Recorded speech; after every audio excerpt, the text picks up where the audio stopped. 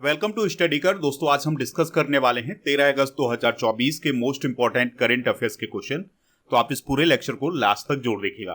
पहला और important question है, पेरिस ओलंपिक से रिलेटेड है। ये क्वेश्चन आपके एग्जाम में डायरेक्ट पूछा भी जा सकता है, तो इसलिए इस क्वेश्चन से रिलेटेड जितने भी फैक्ट हैं उन्हें आप नोट करते जाइएगा। तो क्वेश्चन क्या है, पेरिस ओलंपिक 2024 की मेडल टैली में पहले स्थान पर कौन सा देश है? आंसर हो जाएगा अमेरिका। तो पेरिस ओलंपिक 2024 की मेडल टैली में अमेरिका ने पहला स्थान हासिल किया है। चलिए देख लेते हैं मेडल टैली को। तो मेडल टैली में पहले स्थान पर कौन है? अमेरिका। दूसरे पर चाइना, तीसरे पर जापान, चौथे पर ऑस्ट्रेलिया और पांचवें स्थान पर है फ्रांस। ठीक है, तो फ्रांस मेजबान देश था, तो ये पांचवें स्थान पर है। अमेरिका की बात करें और चाइना की बात करें तो इन दोनों ने 40-40 गोल्ड मेडल जीते हैं। लेकिन अमेरिका पहले स्थान पर क्यों है और चाइना दूसरे स्थान पर क्यों है? तो जब गोल्ड मेडल बराबर हो जाते हैं तो फिर सिल्वर मेडल देखे जाते हैं। तो अमेरिका ने सिल्वर मेडल जीते हैं 44 और चाइना ने जीते हैं 27। इसलिए अमेरिका पहले स्थान पर है और चाइना दूसरे स्थान पर है। अमेरिका ने कुल मेडल कितने जीते हैं? 126, चाइना ने 91 और जापान ने 45, ऑस्ट्रेलिया ने 53 और फ्रांस ने 64 मेडल जीते हैं। वहीं अगर हम भारत की बात करें तो भारत रैंकिंग में 71वें स्थान पर है और भारत ने इस बार एक भी गोल्ड मेडल नहीं जीता है। सिल्वर मेडल 1 जीता है, 5 ब्रॉन्ज मेडल जीते हैं और कुल 6 मेडल जीते हैं भारत ने। तो भारत की रैंक आपको याद रखना है कितनी है? 71। और अमेरिका की रैंक है पहली, दूसरी चाइना की, तीसरी जापान की। अब हम भारत का पिछले 3 ओलंपिक में परफॉर्मेंस देख लेते हैं। तो रियो ओलंपिक की बात करें तो भारत की रैंक थी 67, एक भी गोल्ड मेडल नहीं जीता था और 1 सिल्वर 1 ब्रॉन्ज मेडल जीता था। यानी 2016 में भारत ने कुल 2 मेडल जीते थे। 2020 का जो टोक्यो ओलंपिक हुआ था 2021 में, उसमें भारत की रैंक थी 48 और टोक्यो ओलंपिक 2020 भारत का अब तक का सबसे सफल ओलंपिक था। टोक्यो ओलंपिक 2020 में 1 गोल्ड था, 2 सिल्वर और 4 ब्रॉन्ज मेडल थे और कुल 7 मेडल थे भारत के पास। और पेरिस ओलंपिक 2024 की बात करें तो 71वें स्थान पर भारत है और कुल 6 मेडल जीते हैं, जिसमें से 1 सिल्वर और 5 ब्रॉन्ज मेडल हैं। तो ये प्रदर्शन है भारत का ओलंपिक खेलों में। दोस्तों पेरिस ओलंपिक 2024 में भारतीय पदक विजेता डिस्कस कर लेते हैं। तो मनु भाकर ने महिलाओं की 10 मीटर एयर पिस्टल स्पर्धा में ब्रॉन्ज मेडल जीता था। मनु भाकर और सरबजोत सिंह की जोड़ी ने 10 मीटर एयर पिस्टल मिश्रित टीम शूटिंग में ब्रॉन्ज मेडल जीता था। स्वप्निल कुसाले ने पुरुषों की 50 मीटर राइफल 3 पोजीशन स्पर्धा में ब्रॉन्ज मेडल जीता था। पुरुष हॉकी टीम ने स्पेन को हराकर के ब्रॉन्ज मेडल जीता था। नीरज चोपड़ा ने 89.45 मीटर का भाला फेंक करके सिल्वर मेडल हासिल किया है और अमन सहरावत ने पुरुषों की फ्री स्टाइल 57 किलोग्राम भार कैटेगरी में कुश्ती में ब्रॉन्ज मेडल जीता है। तो ये है पेरिस ओलंपिक 2024 के पदक विजेता, तो इन्हें आप नोट कर लें। जैसे लक्ष्य सेन ओलंपिक खेलों में बैडमिंटन की एकल स्पर्धा के सेमीफाइनल में पहुंचने वाले पहले पुरुष खिलाड़ी बने हैं, तो ये इनके नाम रिकॉर्ड हो गया है। मनिका बत्रा जो कि टेबल टेनिस से रिलेटेड हैं, तो वह ओलंपिक में एकल स्पर्धा में प्री क्वार्टर फाइनल तक पहुंचने वाली पहली भारतीय टेबल टेनिस खिलाड़ी बनी हैं। और इसके अलावा तीरंदाजी की मिश्रित टीम इवेंट में धीरज बॉम्ब देवरा और अंकिता भगत चौथे स्थान पर रहे हैं। ये किसी भी ओलंपिक में तीरंदाजी की मिश्रित स्पर्धा में भारत का सर्वश्रेष्ठ प्रदर्शन है। भारत ने पहली बार शूटिंग की स्पर्धा में 3 मेडल जीते हैं और यह शूटिंग में भारत का अब तक का सर्वश्रेष्ठ प्रदर्शन रहा है। 3000 मीटर स्टीपल चेज इवेंट के फाइनल में पहुंचने वाले पहले भारतीय कौन बने थे? महाराष्ट्र के अविनाश साबले। पेरिस ओलंपिक 2024 के बाद हॉकी से पीआर श्रीजेश ने संन्यास लिया है और इसके अलावा टेनिस के खिलाड़ी रोहन बोपन्ना ने भी संन्यास लिया है। देखिए, विनेश फोगाट ने कोई मेडल नहीं जीता है, लेकिन उन्होंने एक रिकॉर्ड बनाया है। वो रेसलिंग के फाइनल में पहुंचने वाली पहली भारतीय महिला रेसलर थी, लेकिन उन्हें फाइनल नहीं खेलने दिया गया क्योंकि उनकी जो वेट कैटेगरी थी वो थी 50 किलोग्राम। लेकिन फाइनल खेलने से पहले उनका वजन मापा गया और उनका वजन 100 ग्राम अधिक होने के कारण उन्हें अमान्य घोषित कर दिया गया था। अब हम भारत के ओवरऑल प्रदर्शन की बात करें, यानी अब तक भारत ने जितने भी ओलंपिक खेलों में हिस्सा लिया है उसमें कितने मेडल जीते हैं? 41 मेडल जीते हैं, जिसमें से 10 गोल्ड मेडल हैं और 10 सिल्वर मेडल हैं और 21 ब्रॉन्ज मेडल हैं। अब ये 2024 का ओलंपिक हो गया है पेरिस में। 2028 का कहां होगा? अमेरिका के लॉस एंजल्स में। और 2032 का होगा ऑस्ट्रेलिया के ब्रिस्बेन में। तो ये सभी फैक्ट आप नोट कर लें। बाकी अगर आप पेरिस ओलंपिक के बारे में बहुत ही डिटेल से पढ़ना चाहते हैं तो उसके लिए एक सेपरेट वीडियो बना दिया गया है, चैनल पर अपलोड कर दिया गया है कल, तो इसको आप जरूर देखिएगा। ये आपके एग्जाम के लिए बहुत ही इंपॉर्टेंट है। आप इस पूरे लेक्चर को लास्ट तक देखिएगा। लास्ट में आपसे क्वेश्चन पूछा जाएगा जिसका आंसर आपको कमेंट बॉक्स में बताना है। अगर आप चैनल पर पहली बार आए हैं तो सब्सक्राइब कर लें, बेल आइकन भी दबा लें जिससे आपको समय पर सबसे पहले नोटिफिकेशन मिल सकेगा। दोस्तों, आपके लिए खुशखबरी है कि जनवरी 2024 से लेकर अगस्त 2024 तक के करंट अफेयर्स की ई बुक लॉन्च कर दी गई है। यानी 8 माह के करंट अफेयर्स की ई बुक लॉन्च कर दी गई है ऐप पर। तो ये हिंदी और इंग्लिश दोनों मीडियम में है। इसमें 500 MCQs इंक्लूड किए गए हैं करंट अफेयर्स के। तो ये एग्जाम के लिए काफी इंपॉर्टेंट है, तो इसे आप ऐप से प्राप्त कर लीजिएगा। ऐप का लिंक डिस्क्रिप्शन बॉक्स में दिया गया है। अगला क्वेश्चन नियुक्ति से रिलेटेड है। तो क्वेश्चन क्या पूछा जा रहा है, केंद्र सरकार के कैबिनेट सचिव कौन बने हैं? तो टीवी सोमनाथन केंद्र सरकार के द्वारा अभी हाल ही में कैबिनेट सचिव बनाए गए हैं। ऑप्शन डिस्कस करते हैं, फिर इस क्वेश्चन का डिस्कशन करेंगे। जैसे राकेश रंजन की बात करें तो यह SSC के नए अध्यक्ष बने हैं। उपेंद्र द्विवेदी भारतीय सेना के नए प्रमुख बने हैं। और प्रदीप सिंह खरोला NTA यानी नेशनल टेस्टिंग एजेंसी के महानिदेशक बने हैं।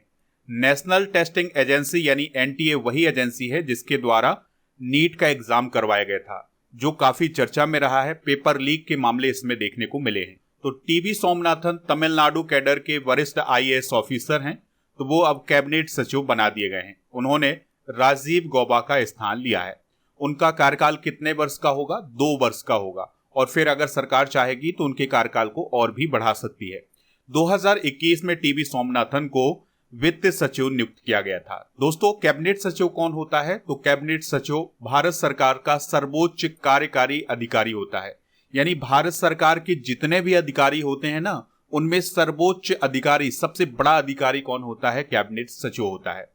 कैबिनेट सचिव सीधे प्रधानमंत्री के अधीन होता है, यानी कि ये प्रधानमंत्री को रिपोर्ट करता है और प्रधानमंत्री के वरिष्ठ सलाहकार के रूप में काम करता है। कौन? कैबिनेट सचिव। कैबिनेट सचिव जो होता है वो मंत्रिपरिषद को सहायता भी प्रदान करता है। ठीक है, चलिए कुछ प्रमुख सचिव और सलाहकार डिस्कस करते हैं।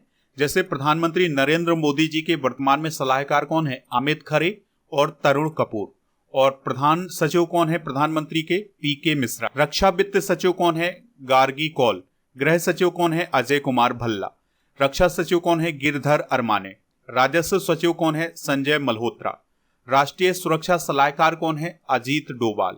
उप राष्ट्रीय सुरक्षा सलाहकार कौन है? पंकज कुमार सिंह।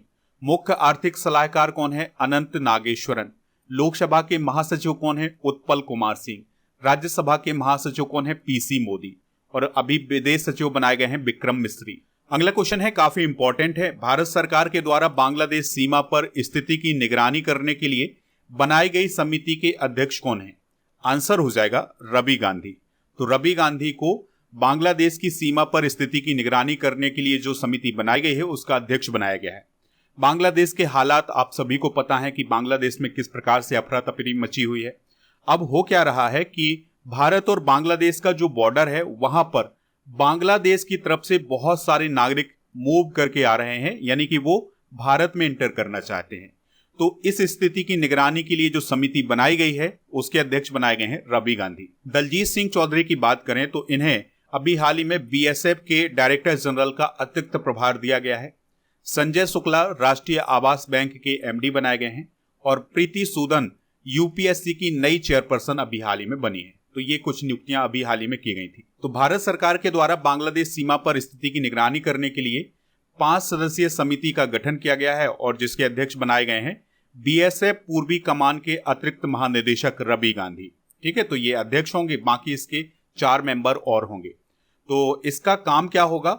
भारत बांग्लादेश के बॉर्डर पर वर्तमान स्थिति का आकलन करना। और ये रिपोर्ट किसको करेगी? गृह मंत्रालय को। यानी कि ये जो कमेटी बनाई गई है ये गृह मंत्रालय को, यानी अमित शाह जी के मंत्रालय को रिपोर्ट करेगी, वहां की जानकारी देगी कि बॉर्डर पर क्या हो रहा है। देखिए, यहां पर एक समिति की बात हुई है, तो समिति से रिलेटेड कुछ इंपॉर्टेंट करंट अफेयर्स डिस्कस कर लेते हैं। जैसे उत्तर प्रदेश के हाथरस में भगदड़ हुई थी, तो उसकी जांच करने के लिए 3 सदस्यीय न्यायिक आयोग बनाया गया है। उसके अध्यक्ष बने हैं ब्रजेश कुमार श्रीवास्तव। हज समिति अब अल्पसंख्यक मामलों के मंत्रालय के अधीन काम करेगी। सुप्रीम कोर्ट ने पूर्व chief justice of India Uday Umesh Lalit को पश्चिम बंगाल में कुलपतियों यानी वाइस चांसलर की चयन समिति का प्रमुख नियुक्त किया है। अंतर्राष्ट्रीय हॉकी महासंघ एथलीट समिति के सह अध्यक्ष PR श्रीजेश बने हैं। देवेंद्र झाझरिया भारत की पैरालंपिक समिति के नए अध्यक्ष बने हैं। और भारत ने 2024 में नई दिल्ली में पहली बार यूनेस्को विश्व धरोहर समिति की बैठक की मेजबानी की है। तो ये सभी फैक्ट आप नोट कर लें। अगला क्वेश्चन रिपोर्ट और रैंकिंग से रिलेटेड है, तो इसे आप नोट कर लें क्योंकि इस प्रकार के क्वेश्चन आपके एग्जाम में पूछे जा रहे हैं। तो क्वेश्चन क्या है, NIRF ओवरऑल रैंकिंग 2024 में पहला स्थान किस संस्थान का है? आंसर हो जाएगा IIT मद्रास का। तो देखिए, केंद्रीय शिक्षा मंत्रालय के द्वारा 2015 से भारत में जितने भी शैक्षणिक संस्थान हैं, चाहे वो यूनिवर्सिटी हो, कॉलेज हो या फिर कोई और शैक्षणिक संस्थान हो, उन सभी की एक रैंकिंग जारी की जाती है जिसे हम NIRF रैंकिंग बोलते हैं। NIRF का मतलब क्या है? National institutional ranking framework. तो ये रैंकिंग जारी की जाती है हर साल।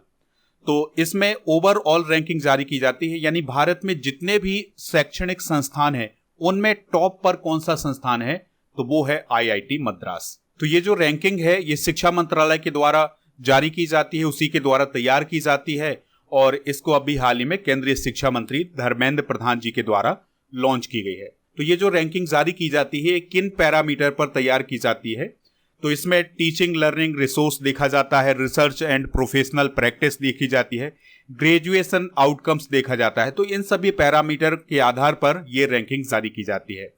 तो ओवरऑल रैंकिंग की बात करें तो भारत का जो टॉप संस्थान हो जाएगा वो हो जाएगा IIT मद्रास। ये चेन्नई में स्थित है और इसकी पहली रैंक है।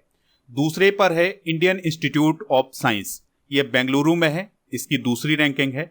तीसरे स्थान पर है IIT बॉम्बे, चौथे पर है IIT दिल्ली और पांचवें पर है IIT कानपुर, छठे पर है IIT खड़गपुर, सातवें पर है एम्स नई दिल्ली, IIT रुड़की 8वें स्थान पर, IIT गुवाहाटी 9वें स्थान पर और जवाहरलाल नेहरू विश्वविद्यालय 10वें स्थान पर है।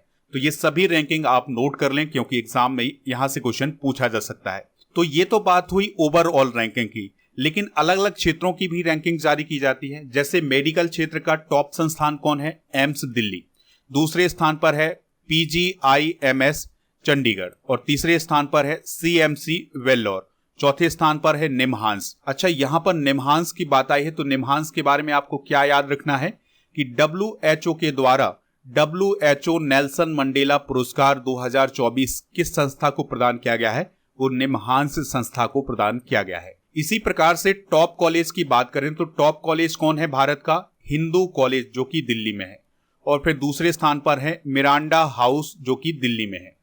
और टॉप यूनिवर्सिटी कौन है? इंडियन इंस्टीट्यूट ऑफ साइंस जो कि बेंगलुरु में है, ये पहले स्थान पर है, यानी टॉप यूनिवर्सिटी IIS बेंगलुरु है। और इंजीनियरिंग में टॉप संस्थान कौन है? Indian institute of technology Madras यानी IIT मद्रास। और फिर स्टेट पब्लिक यूनिवर्सिटीज की बात करें तो इसमें अन्ना यूनिवर्सिटी जो कि चेन्नई में है, ये पहले स्थान पर है। और स्किल यूनिवर्सिटीज की बात करें तो इसमें symbiosis skill and professional university Pune, ये पहले स्थान पर है। अगला क्वेश्चन काफी इंपॉर्टेंट है, जूनियर पुरुष हॉकी टीम के मुख्य कोच कौन बने हैं? आंसर हो जाएगा PR श्रीजेश। तो देखिए, पेरिस ओलंपिक 2024 के अंदर भारत ने हॉकी में ब्रॉन्ज मेडल जीता है। तो उस टीम के एक मेंबर थे PR श्रीजेश जो कि एक गोलकीपर हैं। तो उन्होंने अभी हाल ही में हॉकी से संन्यास लेने का फैसला किया है। जैसे ही उन्होंने हॉकी से संन्यास लिया तो हॉकी इंडिया ने उन्हें जूनियर पुरुष हॉकी टीम का मुख्य कोच बना दिया। तो अभी तक PR श्रीजेश एक खिलाड़ी के रूप में टीम इंडिया से जुड़े हुए थे, लेकिन अब वो जूनियर पुरुष हॉकी टीम के मुख्य कोच के रूप में काम करेंगे। अच्छा, भारतीय पुरुष हॉकी टीम के हेड कोच कौन है? वो हैं ग्रेग फुलटन जो कि साउथ अफ्रीका के हैं। मई 2023 में हरेंद्र सिंह को हॉकी इंडिया ने राष्ट्रीय महिला हॉकी टीम के कोच के रूप में चुना था। भारत में हॉकी इंडिया के द्वारा हॉकी खेल का संचालन किया जाता है, यानी कि भारत में जो हॉकी आयोजित की जाती है तो उसका संचालन किसके द्वारा किया जाता है? हॉकी इंडिया के द्वारा। जिस प्रकार से क्रिकेट का संचालन किया जाता है BCCI के द्वारा, उसी प्रकार से हॉकी का संचालन किया जाता है हॉकी इंडिया के द्वारा। हॉकी इंडिया का गठन 2008 में हुआ था। अब हम हॉकी से रिलेटेड कुछ इंपॉर्टेंट करंट अफेयर्स डिस्कस करेंगे। जैसे सुल्तान अजलान शाह कप 2024 को जापान ने जीता है और जापान ने पहली बार इस कप को जीता है। तो आप क्या याद रखेंगे कि सुल्तान अजलान शाह कप किस खेल से संबंधित है? तो ये हॉकी से संबंधित है। हार्दिक सिंह और सलीमा टेटे को हॉकी इंडिया के द्वारा 2023 का सर्वश्रेष्ठ हॉकी खिलाड़ी चुना गया है। राष्ट्रीय हॉकी खिताब 2023 किसने जीता है? पंजाब ने। सुल्तान जोहोर कप 2023 में भारतीय हॉकी टीम ने ब्रॉन्ज मेडल जीता था, जबकि जर्मनी ने इसी प्रतियोगिता में गोल्ड मेडल जीता था। अच्छा, 2023 के जो एशियन गेम्स आयोजित किए गए थे चाइना में, उसमें भारतीय हॉकी टीम ने कौन सा मेडल जीता था? गोल्ड मेडल जीता था। नेक्स्ट क्वेश्चन है, किस स्टेट गवर्नमेंट के द्वारा वैनगंगा नलगंगा नदी जोड़ो परियोजना को मंजूरी दी गई है? आंसर हो जाएगा इसका महाराष्ट्र। तो महाराष्ट्र की सरकार के द्वारा वैनगंगा नलगंगा नदी जोड़ो परियोजना को मंजूरी दी गई है। तो इस परियोजना में गोदावरी नदी की सहायक नदी है वैनगंगा और तापी यानी कि ताप्ती नदी की सहायक नदी है नलगंगा। तो इन दोनों नदियों को जोड़ा जाएगा, यानी इसका मतलब ये नहीं हुआ कि इन दोनों नदियों को मिला दिया जाएगा। तो इसमें क्या होगा कि जो वैनगंगा नदी का पानी है उसको नहरों के माध्यम से, पाइप लाइनों के माध्यम से नलगंगा नदी तक लाया जाएगा। इससे क्या होगा कि सिंचाई की समस्या का समाधान होगा। वैनगंगा नदी के बारे में आपको याद रखना है कि यह मध्य प्रदेश के सतपुड़ा रेंज की महादेव पहाड़ी से निकलती है और यह मध्य प्रदेश और महाराष्ट्र राज्यों में बहती है और यह मध्य प्रदेश से दक्षिण की तरफ जाने वाली नदी है और यह गोदावरी नदी में मिलती है। गोदावरी नदी को दक्षिण गंगा के नाम से भी जाना जाता है और यह महाराष्ट्र के नासिक जिले के त्र्यंबक पहाड़ी से निकलती है। इसकी लंबाई है 1465 किलोमीटर और इसकी सहायक नदियां हैं प्राणहिता, इंद्रावती और मंजिरा और यह बंगाल की खाड़ी में जाकर के मिलती है। नलगंगा नदी विदर्भ के बुल्ढाना जिले से होकर बहती है। यह तापी यानी ताप्ती की प्रमुख सहायक नदी पूर्णा नदी के बाएं तट पर मिलती है। महाराष्ट्र की बात आई है तो इससे रिलेटेड कुछ इंपॉर्टेंट करंट अफेयर्स डिस्कस कर लेते हैं। तो महाराष्ट्र पर्यटन के लिए जम्मू कश्मीर में जमीन खरीदने वाला पहला राज्य बना है। महाराष्ट्र का पहला बाल अनुकूल पुलिस स्टेशन धुले नामक स्थान पर खोला गया है। 27 बार राष्ट्रीय युवा महोत्सव महाराष्ट्र के नासिक में आयोजित किया गया है। महाराष्ट्र के सिंधुदुर्ग में छत्रपति शिवाजी महाराज की प्रतिमा का अनावरण किया गया है। महाराष्ट्र के अहमदनगर में प्रवरा नदी पर नीलबंडे बांध का निर्माण किया गया है। महाराष्ट्र ने भगवान बिरसा मुंडा सड़क योजना की घोषणा की है, यानी वहां की गवर्नमेंट ने इस योजना की घोषणा की है। महाराष्ट्र सरकार के द्वारा लेक लड़की योजना और नमो शेतकारी महासम्मान निधि योजना की शुरुआत की है। महाराष्ट्र में एक पोर्ट बनाया जाएगा जिसका नाम होगा वाधवन पोर्ट। अभी हाल ही में महाराष्ट्र को सर्वश्रेष्ठ कृषि राज्य का पुरस्कार भी मिला है। अगला क्वेश्चन है, विश्व हाथी दिवस 2024 कब मनाया गया है? तो 12 अगस्त को विश्व हाथी दिवस 2024 मनाया गया है। तो 2012 से हर साल 12 अगस्त को दुनिया भर में विश्व हाथी दिवस मनाया जाता है। तो हाथियों के संरक्षण के प्रयास को बढ़ावा देने के लिए यह दिवस मनाया जाता है, यानी कि हाथियों को किस प्रकार से बचाया जाए इसके प्रति जागरूकता बढ़ाने के लिए यह दिवस मनाया जाता है। 2024 की थीम है प्रागैतिहासिक सौंदर्य, धार्मिक प्रासंगिकता और पर्यावरणीय महत्व को व्यक्त करना। 2010 में हाथी को भारत सरकार के द्वारा राष्ट्रीय विरासत पशु घोषित किया गया था और हाथी को भारतीय वन्यजीव संरक्षण अधिनियम 1972 की अनुसूची 1 में शामिल किया गया है। जो भी जानवर अनुसूची 1 में शामिल हो जाता है उसको पूरी सुरक्षा प्रदान की जाती है। भारत सरकार के द्वारा हाथियों की सुरक्षा के लिए 1992 में प्रोजेक्ट एलिफेंट शुरू किया गया था, इस बात को आप याद रखिएगा। 2017 की जनगणना के अनुसार भारत में 27,312 हाथी थे, जो एशिया में सबसे अधिक हैं। वर्तमान में भारत में कितने हाथी अभ्यारण्य हैं? 33 हाथी अभ्यारण्य हैं और जो 33वां हाथी अभ्यारण्य बना था वो उत्तर प्रदेश का तराई हाथी अभ्यारण्य था, जो कि 2022 में बना था। पहला हाथी अभ्यारण्य कौन था? झारखंड का सिंहभूमि हाथी अभ्यारण्य। सबसे अधिक हाथी अभ्यारण्य वाले राज्य कौन है? ओडिशा और तमिलनाडु। तो इन दोनों राज्यों में 5-5 हाथी अभ्यारण्य हैं। नेक्स्ट क्वेश्चन योजना से रिलेटेड है। हिम उन्नति योजना किस राज्य में शुरू की गई है? तो यह योजना हिमाचल प्रदेश में शुरू की गई है। गुजरात में अभी हाल ही में श्रमिक बसेरा योजना शुरू की गई है। झारखंड में मैया सम्मान योजना शुरू की गई है और हरियाणा में IT सक्षम युवा योजना शुरू की गई है।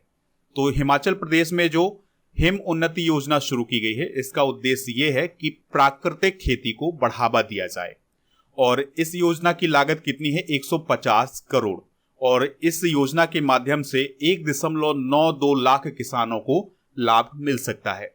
अच्छा, प्राकृतिक खेती का मतलब ये होता है कि अगर कोई खेती की जा रही है और उसमें किसी प्रकार के रसायन का प्रयोग नहीं किया जा रहा है तो उस खेती को हम प्राकृतिक खेती बोलते हैं। अगला क्वेश्चन आपसे पूछा जा रहा है, काफी इंपॉर्टेंट क्वेश्चन है। मोनाल सैटेलाइट किस देश का सैटेलाइट है जिसके प्रक्षेपण में न्यू स्पेस इंडिया लिमिटेड सहायता करेगा? आंसर हो जाएगा नेपाल। तो नेपाल देश के द्वारा एक सैटेलाइट बनाया गया है जिसका नाम है मोनाल सैटेलाइट और इसको किसने बनाया है? Nepal academy of science and technology ने, यानी NAST के द्वारा इस सैटेलाइट का निर्माण किया गया है। इस सैटेलाइट का उपयोग धरती की सतह पर वनस्पति घनत्व का डेटाबेस बनाने में किया जाएगा। नेपाल ने सैटेलाइट तो बना लिया है लेकिन उसका प्रक्षेपण नहीं कर सकता है क्योंकि उसके पास उतनी टेक्नोलॉजी नहीं है। तो अब टेक्नोलॉजी किसके पास है? भारत के पास। तो भारत इसका प्रक्षेपण करेगा और PSLV के द्वारा इसका प्रक्षेपण किया जा सकता है। अगला क्वेश्चन है, यूट्यूब की पूर्व CEO कौन थी जिनका हाल ही में निधन हो गया है? आंसर हो जाएगा सुसान बोजस्की। तो सुसान बोजस्की का अभी हाल ही में निधन हो गया है। अच्छा, रेचल रीप्स का नाम आया है तो यह ब्रिटेन की पहली महिला वित्त मंत्री अभी हाल ही में बनी है। हेलेन मैरी रॉबर्ट्स ये पाकिस्तान में अल्पसंख्यक समुदाय की पहली महिला ब्रिगेडियर बनी है वहां की सेना में। पूर्णिमा श्रेष्ठ की बात करें तो इनका संबंध नेपाल से है और ये नेपाल की पर्वतारोही हैं और इन्होंने एक सीजन में 3 बार माउंट एवरेस्ट की चढ़ाई पूरी की है। विभिन्न कंपनियों के CEO डिस्कस कर लेते हैं, जैसे गूगल एंड अल्फाबेट के CEO हैं सुंदर पिचई, यूट्यूब के नील मोहन, फेसबुक के मार्क जुकरबर्ग, अमेजन के एंडी जैसी, माइक्रोसॉफ्ट के सत्य नाडेला, ट्विटर के लिंडा याकारिनो, एडोब के शांतनु नारायण, IBM के Arvind Krishna, Tesla and SpaceX के एलन मस्क और स्टारबक्स के CEO हैं लक्ष्मण नरसिम्हन। तो ये थे आज के करंट अफेयर्स के क्वेश्चन। चलिए अब हम कल के करंट अफेयर्स के क्वेश्चन एक बार रिवाइज कर लेते हैं। तो पेरिस ओलंपिक 2024 में अमन सहरावत ने कौन सा मेडल जीता है? Bronze. Grand collar of the order of Timor Leste सम्मान किसे प्रदान किया गया है? द्रौपदी मुर्मू जी को। नटवर सिंह का निधन हो गया है, वह कौन थे? पूर्व विदेश मंत्री। भारत और किस देश के बीच यूनिफाइड पेमेंट इंटरफेस यानी UPI शुरू करने के लिए समझौता हुआ है? मालदीव। हाथी ऐप किस राज्य सरकार ने लॉन्च किया है? असम। प्रधानमंत्री आवास योजना शहरी 2.0 कितने वर्ष के लिए शुरू की गई है? 5। राजनयिक संबंधों को मजबूत करने के लिए भारत न्यूजीलैंड के किस शहर में वाणिज्य दूतावास खोलेगा? ऑकलैंड। DBS बैंक की पहली महिला CEO कौन बनी है? तान सू सान। सैयद रैफत अहमद किस देश के नए चीफ जस्टिस बने हैं? बांग्लादेश। 12 अगस्त को कौन सा दिवस मनाया जाता है? अंतरराष्ट्रीय युवा दिवस। आज के जनरल नॉलेज के पिटारे में हम प्रमुख देशों की समाचार एजेंसियां डिस्कस करेंगे, जैसे अमेरिका की एसोसिएट प्रेस है, ब्रिटेन की राइटर्स है, रूस की तास है, मलेशिया की वरनामा है, इटली की अंसा है, इजराइल की इतीम है, फ्रांस की AFP है, भारत की प्रेस ट्रस्ट ऑफ इंडिया और भारत की समाचार भारती भी है और चाइना की है सिन्हुआ। तो ये है प्रमुख देशों की कुछ समाचार एजेंसियां। दोस्तों, स्टडी करके ऐप पर डेली करंट अफेयर्स का टेस्ट हर रोज आयोजित किया जाता है, तो इसमें भी आप भाग ले सकते हैं, अपनी तैयारी को परख सकते हैं। तो उसके लिए आपको ऐप डाउनलोड करना होगा जिसका लिंक डिस्क्रिप्शन बॉक्स में दिया गया है। कल के करंट अफेयर्स में आपसे पूछा गया था कि विश्व हाथी दिवस कब मनाया जाता है, तो 12 अगस्त को विश्व हाथी दिवस मनाया जाता है। तो लगभग सभी लोगों ने इसका आंसर 12 अगस्त दिया हुआ है। अब आपके लिए क्वेश्चन है जिसका आंसर कमेंट बॉक्स में बताना है। पेरिस ओलंपिक 2024 की मेडल टैली में भारत की रैंक क्या है? जो भी इसका राइट आंसर हो कमेंट बॉक्स में जरूर बताएं, हमें इंतजार रहेगा आपके आंसर का। दोस्तों, स्टडी करके ऐप को जब आप डाउनलोड करेंगे तो वहां पर आपको paid course, e book, test series, daily current affairs की PDF ये सभी ऑप्शन मिल जाएंगे। इसके अलावा टेस्ट पास का भी ऑप्शन मिलेगा। तो टेस्ट पास में भारत में जितने भी कॉम्पिटिटिव एग्जाम आयोजित किए जाते हैं उन सभी के लिए टेस्ट मिल जाएंगे। इस टेस्ट की वैलिडिटी होगी 1 वर्ष की। तो अगर आप अपनी तैयारी को परखना चाहते हैं, अगर आप ये देखना चाहते हैं कि आप कितने गहरे पानी में हैं, तो उसके लिए आप ये टेस्ट जरूर यूज करिएगा। इसके अलावा आप हमारे टेलीग्राम चैनल को भी ज्वाइन कर लें, यहाँ पर आपको पीडीएफ मिल जाएगा डेली करंट अफेयर्स का।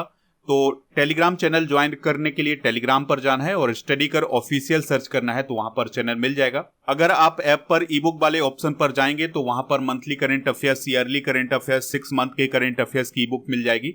इसके अलावा जीके की ई बुक भी मिल जाएगी, हिंदी और इंग्लिश दोनों मीडियम में। तो जुलाई 2024 की मंथली करंट अफेयर्स की ई बुक लॉन्च कर दी गई है हिंदी और इंग्लिश दोनों मीडियम में, तो इसको आप वहां से प्राप्त कर लीजिएगा। जनवरी से अगस्त तक की भी ई बुक लॉन्च कर दी गई है। आप हमारे व्हाट्सएप चैनल और इंस्टाग्राम पेज को भी फॉलो कर सकते हैं, इन सभी का लिंक डिस्क्रिप्शन बॉक्स में दिया गया है।